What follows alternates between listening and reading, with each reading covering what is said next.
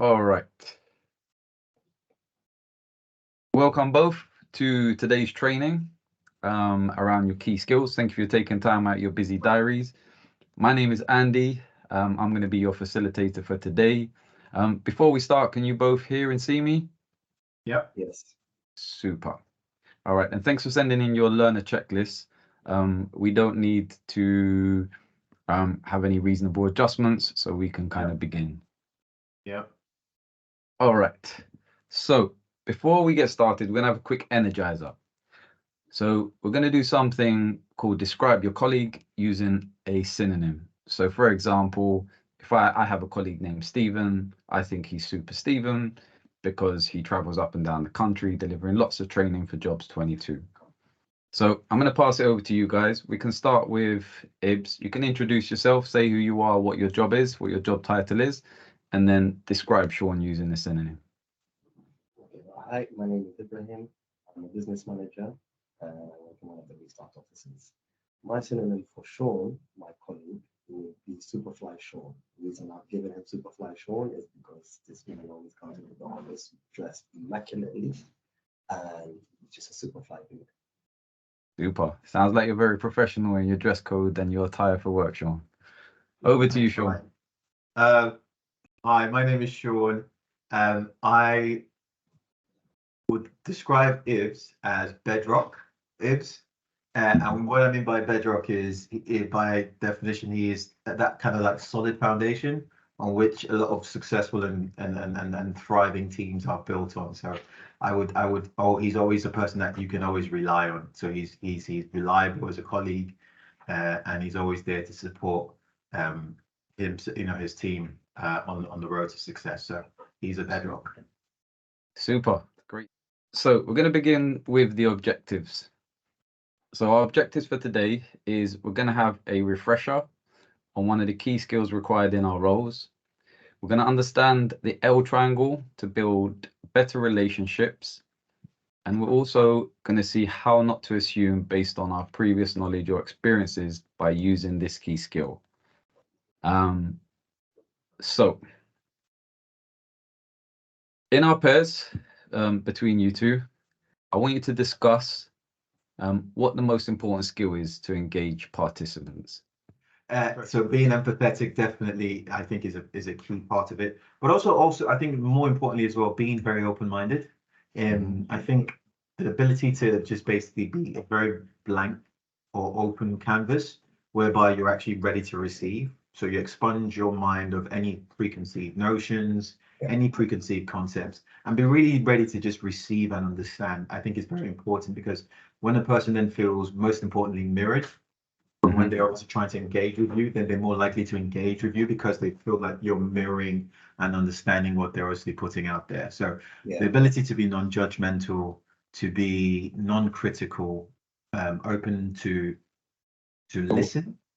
So what do you think is the most one, if you had to put one forward between you guys, if you had to agree on one skill to put forward? I think I would say sorry, go on. I would say listening. Yeah, I think that's the most important one. I would say listening too.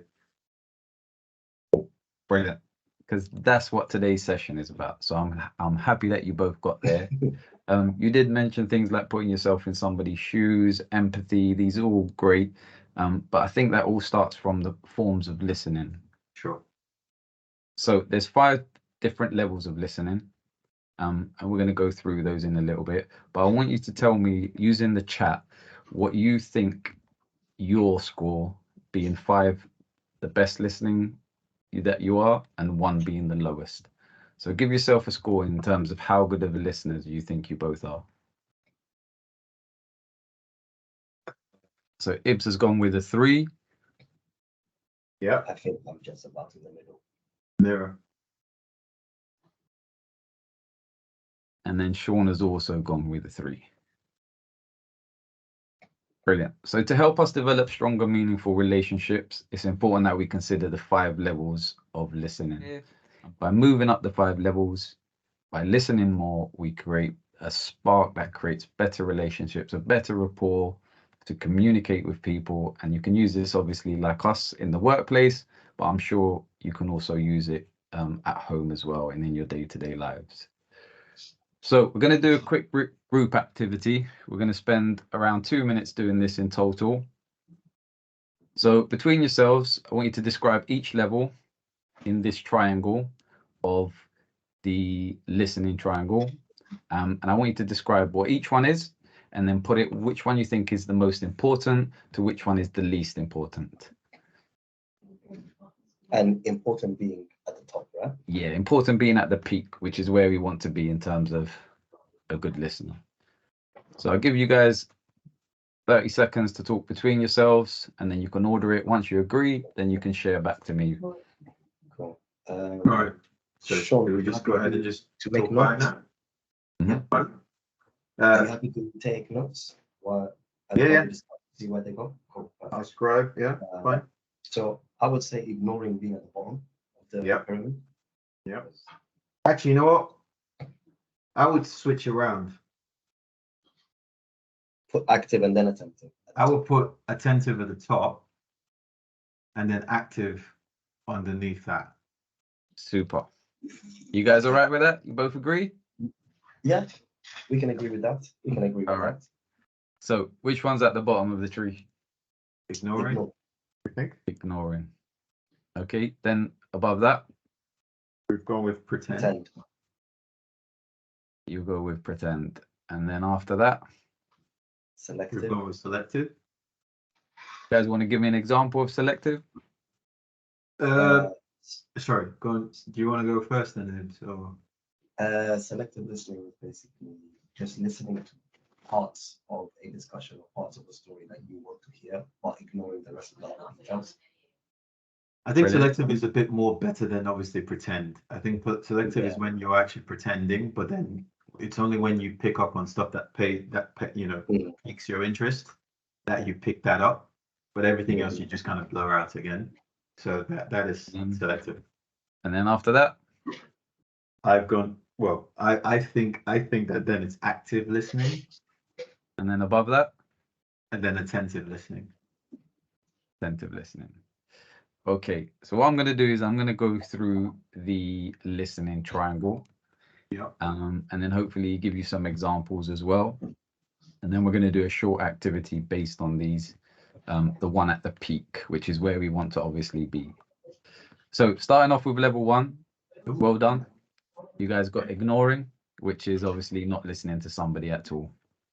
Pretend listening is when you are pretending, literally what it says, you're saying, okay, yes, but you're not actually absorbing any information in.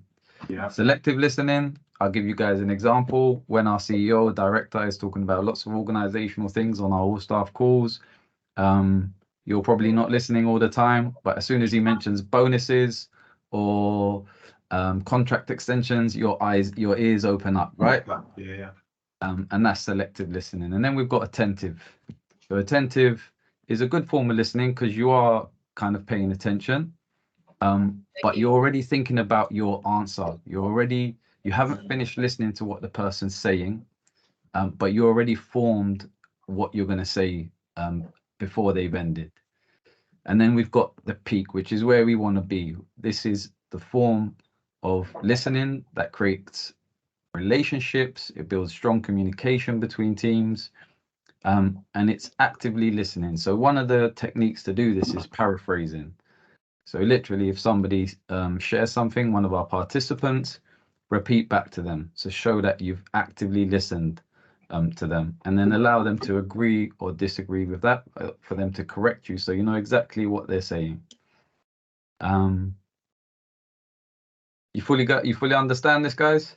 No, I do. So yeah, that's Super. an interesting way of looking at it too, huh? All right, and we're going to move on to another activity, and this is a quiz. So you guys were sent a resource pre-session, which was a recording of an audio that you had to listen to, and I'm going to ask you 5 questions based on that in the quiz. So first question to you guys is, in the audio, was the city called Bung? Is that true or false?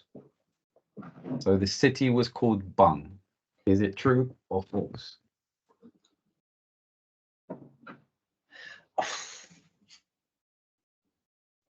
Okay. Sean's put false in the chat, but you could just read. You could just say it out. I say false as well, because I thought it was blonde. Correct. So the answer is false. So Grogo was a wicked witch who lived in a cave on the other side of the lake. True or false? True.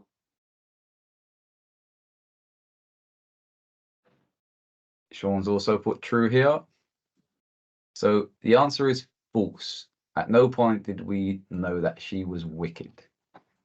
She was a witch, but she wasn't wicked. Question number 3. Princess She was Christina ugly. Yeah. was That's very false. beautiful.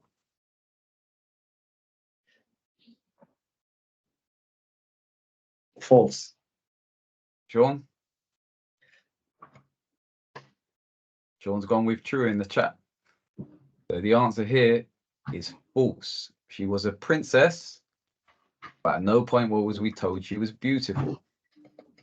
Question 5. Is the stranger use a magic potion to defeat Grogar? Yeah, true. False. True. Gwendolyn made him a potion to become stronger. She 10 times made a stronger. potion, but they didn't say he didn't defeat. She just basically decided to leave. No. No, because she admitted defeat. That's why she left. Yeah. Fair enough. Okay, so the answer to this, Ibs has gone with true, Sean's gone with. Has he been swayed? True. True. The answer is you will have to present Ibs with the winning prize where we meet. But for now, he gets bragging rights over you for being the best listener But I was in this activity. Thank you. I shouldn't have been swayed by that. So the moral of the story is here is that regardless of the who won, is it shows us that when we listen, that sometimes we make assumptions on the information we're given, rather than actually listening to the information. So this activity demonstrates how easy it is in our jobs to actually do exactly what was in the activity, which was assumed. So these assumptions are created and influenced by many different factors, which includes our experiences, our past, our knowledge, all the training we've had previously. So going forward, if we actively listen, then obviously we'll repeat back what people say so we get an understanding of what they're really saying to us. So for example, in the one where we said the princess is beautiful, you could have asked back and paraphrased, so princess, are you actually did you say the actual princess was beautiful? Sure. And then we'll get an answer. So that's the end of our quiz. That's the end of our training. Do you guys have any questions? No. No questions. I think actually I have one. Oh, where was the question again? So the question I actually had was, as you gave us the break the different types of, or the different levels of the different types of listening. Beg your pardon. Sorry. Do we know statistically what percentage tends to be the general kind of breakdown for people?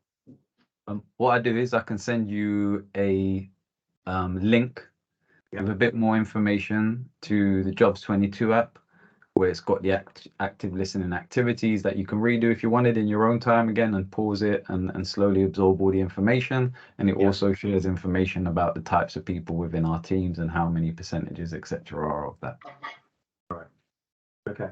Cool. I'll send you a link at the end of this training. Okay, so just a summary of our objectives and what we went through. Again, going on the quiz, you guys can tell I like a little quiz now, is we went through a refresher of the key skills in your role. What was the most important key skill? Active listening. Active listening, yeah. Super. And then one of our objectives was to understand we need to be at the top of the listening triangle. Triangle, yeah. Fantastic. To build better relationships. And then with our quiz, it was how to not assume. Assume. Assume Yeah. based on previous knowledge or experiences by using this key skill. Do you feel that we achieved our objectives? Yeah. Super. All right. So post-session activity, what's going to happen now is in the chat, I want you to put a score between 1 and 5. Now knowing that information and the training that we just have, what would you score yourselves based on listening? I still go with a 3. Lots to work on for sure. Yeah. I think I am going to put a 4 because now I'm aware of certain things. Brilliant. Okay, thank you guys. There's going to be a feedback survey coming from Microsoft Forms. Do you guys both have access to Microsoft Forms? Yes. Yes, Yep. we do. Brilliant. I'll send you guys a link by email to have access to the form, and then you can share your thoughts on the training. Thank you guys for your time. Speak Thank to you you. guys soon and see you on the next training. Thank you very Thank you, much. It was Andrew. very insightful. Brilliant.